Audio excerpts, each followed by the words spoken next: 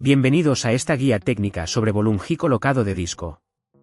Somos Kelatos Informática, expertos en reparación técnica. Recogemos tu equipo a domicilio, realizamos diagnóstico y te enviamos presupuesto antes de reparar. Sin llamadas, sin desplazamientos. Estamos ubicados en calle Joaquín María López 26, Madrid. Cómodo, transparente y profesional. Enlace en la descripción. Hoy vamos a hablar sobre un problema que muchos usuarios de bolun ji-colocado de disco experimentan. Un ruido raro que puede ser muy molesto. Este tipo de ruido suele ser causado por componentes internos que están desgastados o mal alineados.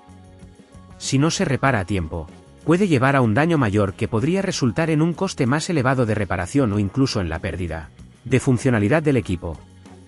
Para esta reparación, necesitarás algunas herramientas básicas, un destornillador Phillips, pinzas, un trapo limpio y, si es posible, una lámpara para iluminar el interior del dispositivo.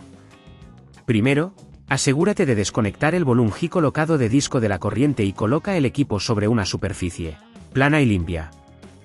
Con el destornillador, retira los tornillos que sujetan la carcasa del dispositivo. Hazlo con cuidado y guarda los tornillos en un lugar seguro.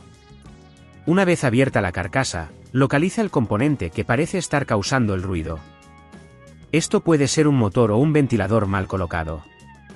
Con las pinzas, desconecta cualquier cable que esté sujeto a este componente, asegurándote de no tirar de otros cables cercanos.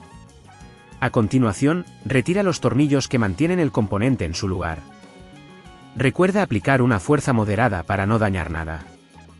Si en este punto ves que es demasiado complejo, recuerda que en Kelatos recogemos el equipo en tu domicilio y te lo devolvemos reparado. Una vez que hayas extraído el componente, coloca el nuevo en su lugar, asegurándote de que esté bien alineado. Vuelve a atornillarlo y reconecta los cables con cuidado. Antes de cerrar la carcasa, verifica que el nuevo componente no esté en contacto con otros elementos que puedan dañarlo.